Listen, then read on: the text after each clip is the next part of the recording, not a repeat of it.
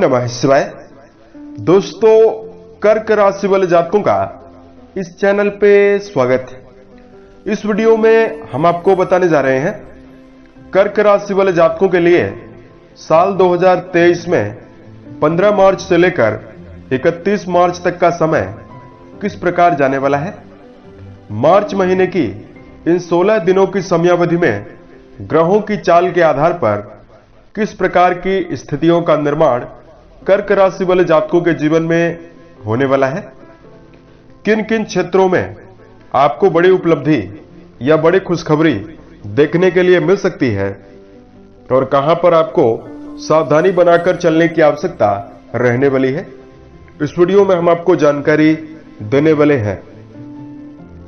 तो ये राशिफल कर्क राशि वाले जातकों के लिए ही बनाया गया है और आपकी चंद्र राशि के ऊपर आधारित है, तो आप इसे इसी आधार पर देखें।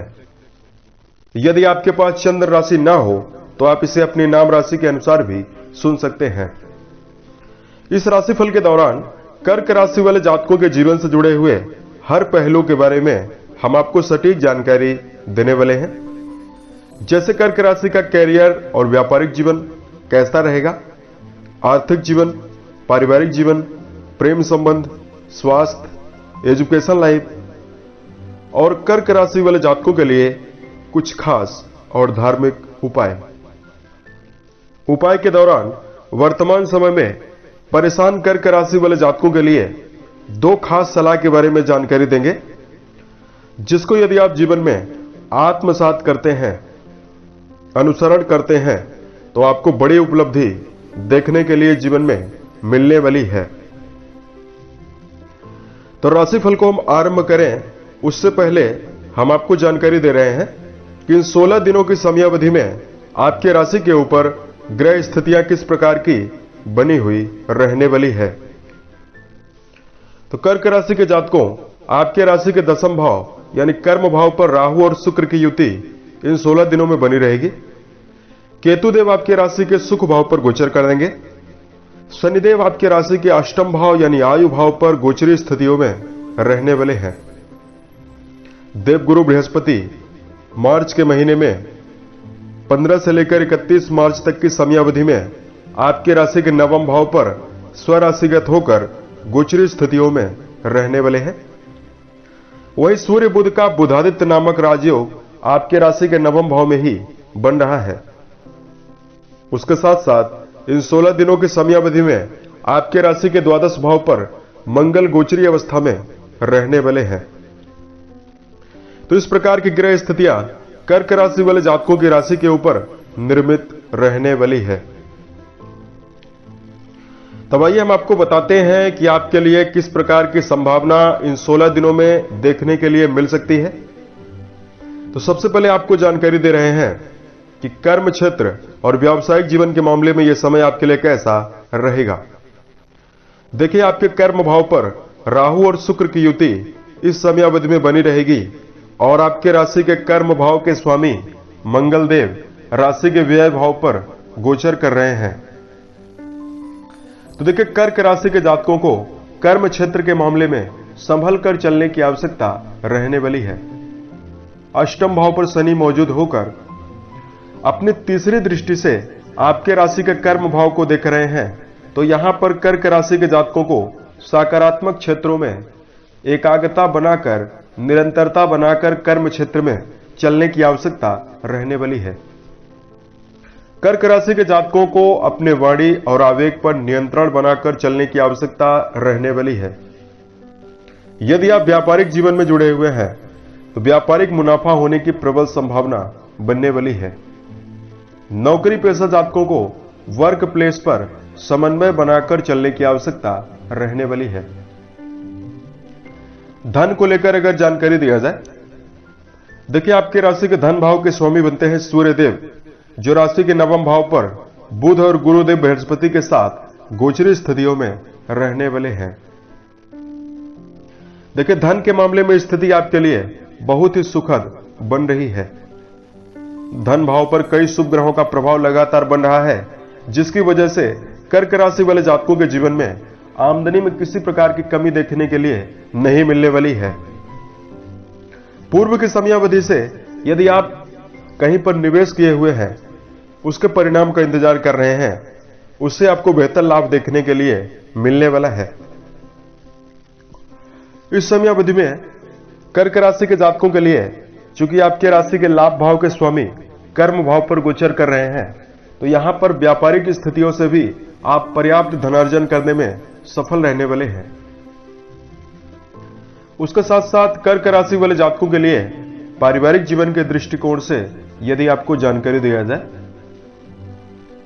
देखिए राशि के द्वितीय भाव से कुटुंबी जनों के बारे में विचार करते हैं और चतुर्थ भाव से पारिवारिक सुखों के बारे में विचार करते हैं।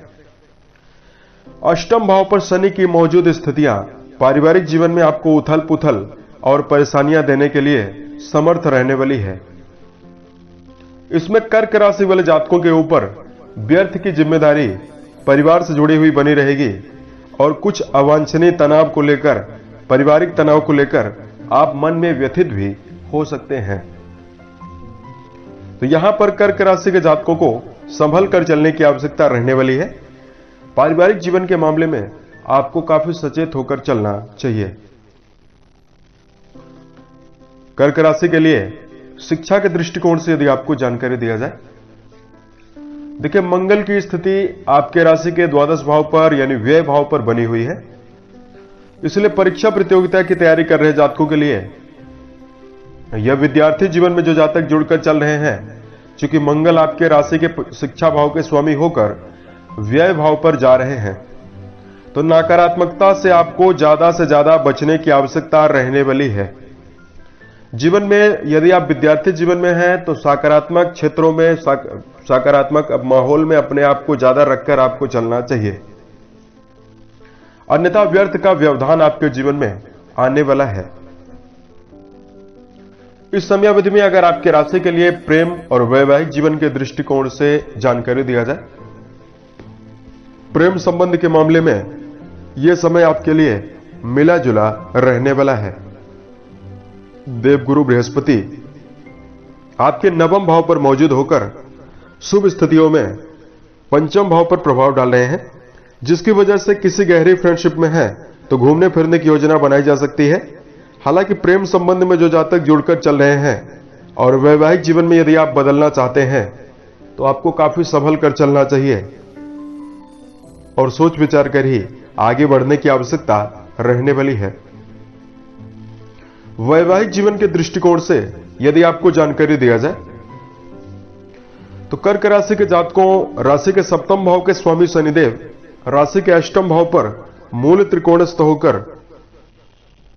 गोचर कर रहे हैं और इस समयावधि में चूंकि आपके राशि के सप्तम भाव पर ज्यादा शुभ ग्रहों का प्रभाव नहीं बना हुआ है, इसकी वजह से यह पूर्ण रूप में कहा जा सकता है कि यदि आप वैवाहिक जीवन में जुड़े हुए हैं तो आपको मिला जुला प्रभाव देखने के लिए मिलने वाला है।